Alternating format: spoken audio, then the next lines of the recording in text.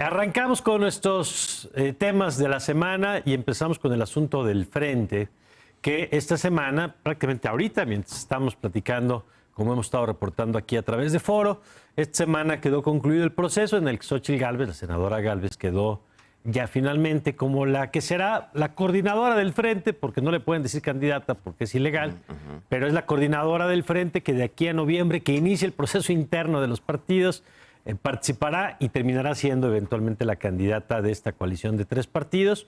¿Cómo ves, Claudio, ya el corte de caja después de lo que vivió este proceso en donde se inscribieron, tuvieron un proceso de encuestas, que al final de cuentas es lo que termina resolviendo el asunto, iba a haber una consulta que se iba a celebrar hoy y que terminó convertida en una celebración ya el día de hoy? A ver, platícanos. Pues mira, yo creo que en primer lugar, Mario, habría que definir una cosa que es altamente probable si todo digamos, sigue como parece ir y las tendencias se confirman, que vamos a tener una boleta presidencial en el 2024 con 2 mujeres, 2 candidatas, Claudia Sheinbaum y Xóchitl Gálvez. A mí me parece que eso hay que celebrarlo porque lo que prefigura es la posibilidad de tener por primera vez una presidenta de México e insistir que esa es una gran noticia independientemente de que se encabecen proyectos políticos tan distintos.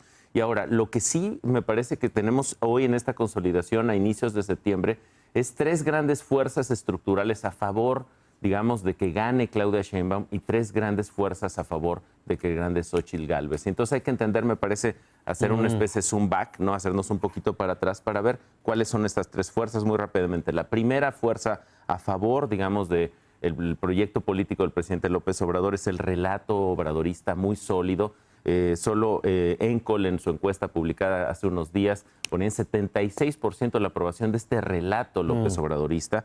Segundo elemento, los apoyos sociales orientados a la cooptación de voto. Sabemos que están incrementándose los apoyos sociales, pero que además también se está incrementando el control, digamos, de los beneficiarios de ese control, de ese voto o de esos apoyos. Y el tercer elemento, que lo han dicho expertas y expertos en materia de seguridad, es esta relación que parece haber entre el control del territorio de los grupos delincuenciales y su participación o activación en política o en temas político-electorales. Eso me parece que ahí están esas 3 fuerzas claramente enfrentadas. Y del otro lado están, en primer lugar, a favor, digamos, de un triunfo opositor y de Xóchitl Gálvez, activar la participación ciudadana orgánica. Se ha analizado mucho, Mario, por encuestadores, por expertos electorales, expertas electorales, que hace una participación por encima del 53-55%, pueden dificultar mucho un triunfo oficialista, o sea, si se vuelca la ciudadanía a las elecciones. Segundo, el asunto de los apoyos empresariales y de segmentos agraviados por el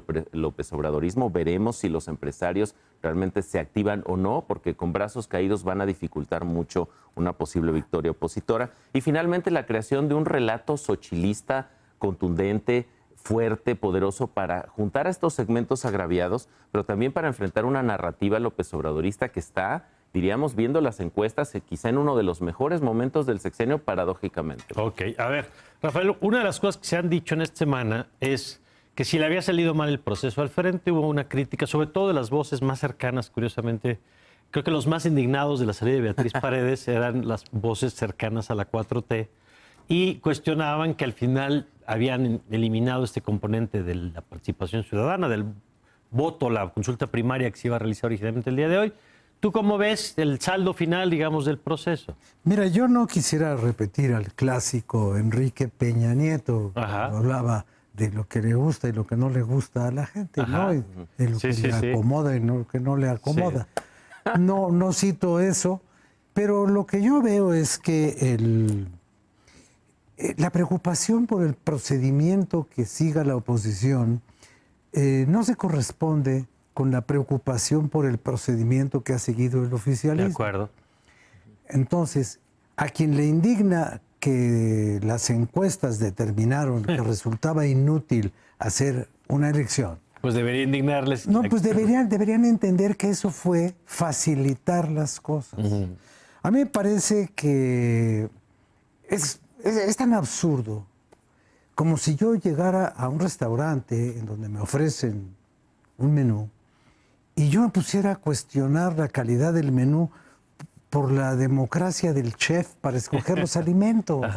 Finalmente, lo que te ofrecen los partidos políticos es la opción de votar. Claro. Y si no hubiera partidos, no hay voto. Así es.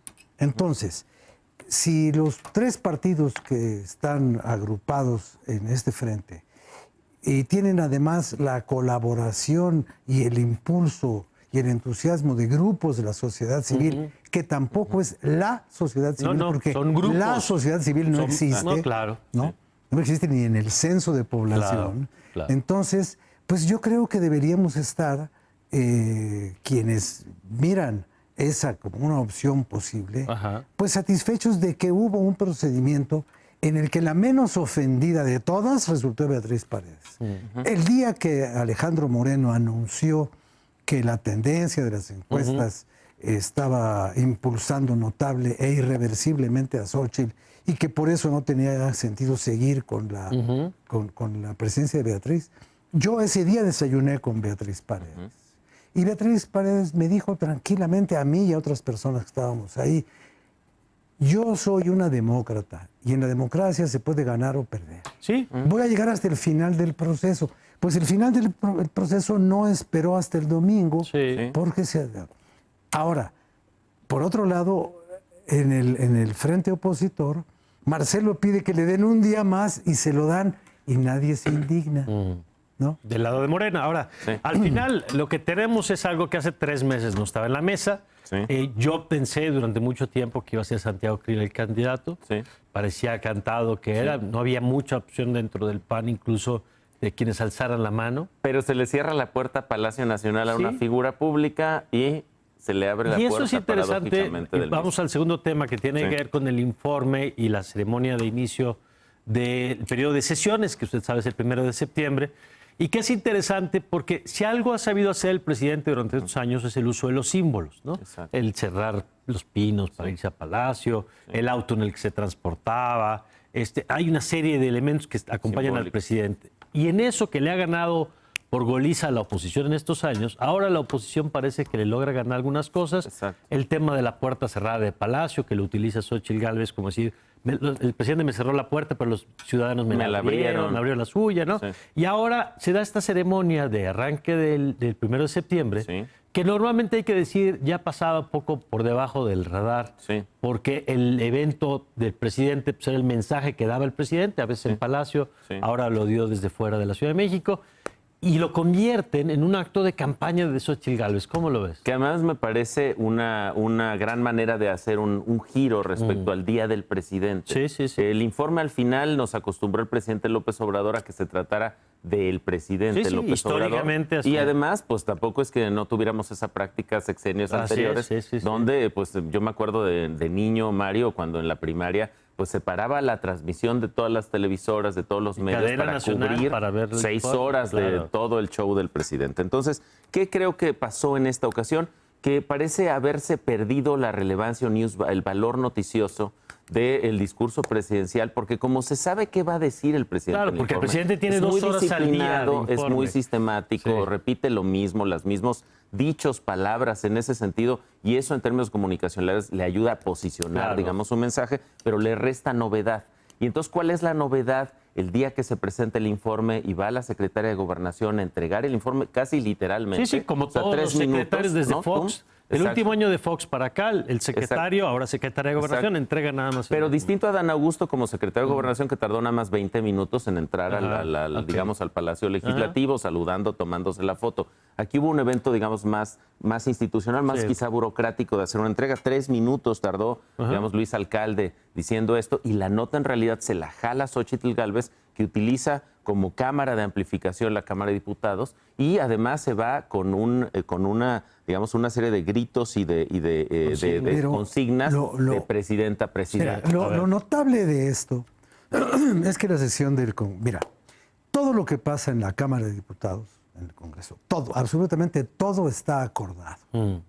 Ahí no hay sorpresas. Es una escenificación. Excepto cuando hay incapacidad política de alguien. Cuando hubo, por ejemplo, incapacidad política del Estado Mayor para no saber que Porfirio Muñoz Ledo iba a interrumpir a Miguel de la Madrid, se armó ahí lo que dicen los clásicos, la rebambaramba, ¿no? Bueno, en esta ocasión, a ver, todos los partidos hacen un posicionamiento inicial frente, no a lo que diga el informe, sino a su agenda legislativa que han preparado en días anteriores en sus plenarios. Escogen, de acuerdo con la Junta de Coordinación Política, quién va a ser el orador de cada partido. Y normalmente pasan sin pena ni gloria. No pasa nada, excepto como en el 5º informe de Zedillo, cuando el exgobernador de Guanajuato, el panista que presidía la mesa directiva, lo regañó y Zedillo quedó mirando el piso todo el tiempo, porque empezó su sexenio regañado por Porfirio Muñoz Ledo y lo terminó regañado por este hombre que ya no me acuerdo su nombre. No, bueno, entonces, cada partido de la coalición esta de México tiene 10 minutos, suman 30. Entonces empezaron a discutir si la persona, o sea, tenía 30. A la cual, ¿quién empuja? Pues otro diputado que es del Frente, que se llama Alejandro Moreno, que le dice, oye, ¿vas tú? No dejes pasar la oportunidad. Entonces le dicen a Elías Lisha, que es un diputado del PAN. Que es el que estaba apuntado. Que es el que estaba apuntado y aprobado. Le dicen, oye, cédele déjale tu espacio. Le deja el espacio a Xochitl. Y Xochitl, con el apoyo de todos, se les avienta y los agarra tan... Claro, el Frente tiene la Junta de Coordinación Política con Jorge Romero y tiene la presidencia de la mesa con la diputada Guerra. ¿Qué les dejaron? Les dejaron a Aleida Alavés echando spray. Sí. Porque es lo único que pudo echar. Sí. Porque ni una idea, nada. Entonces, les comieron el mandado. Eso termina convertido el Congreso en un espacio de la campaña simbólico. En el lanzamiento de una candidatura, pon tú que no de una campaña, pero el lanzamiento de una candidatura en un escenario que jamás había estado reservado, utilizado o aprovechado para iniciar una campaña por la presidencia de la República. Nos quedan unos 3 minutitos, pero yo quisiera conocer su reflexión sobre lo que viene ahora, porque obviamente por razones naturales estamos hablando del caso Xóchitl Gálvez, porque se resolvió esta semana, porque fue la que capitalizó el tema de la ceremonia del Congreso, pero dentro de 3 días, el 6, si es que no mueven la fecha esta, porque se ha movido poco el tiempo de levantamiento de la encuesta, tendremos la resolución del caso de Morena y todo apunta que será Claudia Sheinbaum la que pues encabece esa coalición, que tendrá también su nombre de simulación, será coordinadora del Comité de Defensa. Porque así tienen que andar. Pero simbólicamente, otro símbolo y otra engañifa.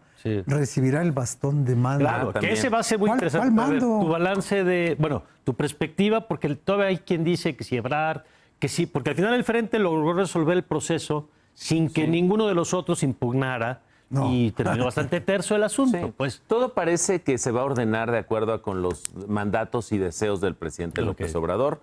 Logró mantener las riendas del proceso de su partido, de su proyecto político y de sus corcholatas en la mano derecha. Y eso se nota en cómo van las encuestas, en incluso la bajadita del tono de Marcelo Ebrard, que habíamos discutido que se había subido mucho de tono, incluso en un poco esta grilla en torno a Adán Augusto y a las otras corcholatas. Me parece que nos encaminamos rápidamente a ese camino. Y una nota puntual.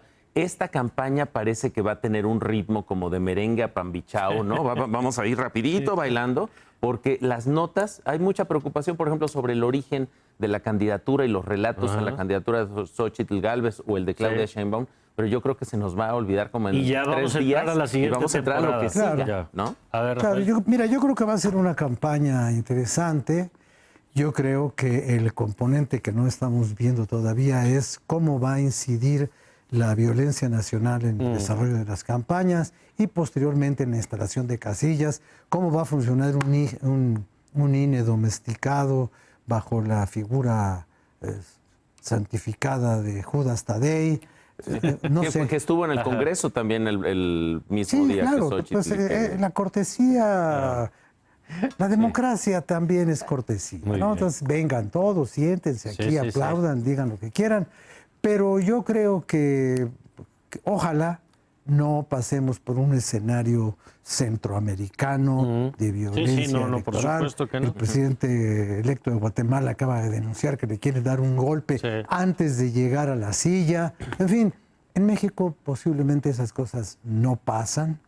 aunque sí han pasado recientemente. Sí, sí. Que tengamos una transición pacífica del poder. Pues ojalá que haya una transición pacífica y que quien gane, gane, y quien pierda, pierda, y no haya una mano negra de acuerdo que intervenga diciendo que no acepta el resultado electoral. Bueno, vamos a ver el punto interesante del proceso. Gracias, Rafael. Muchas gracias a ustedes. Gracias, que tengan buen Claudia. domingo. Muchas gracias. Qué linda mesa. Y buena semana.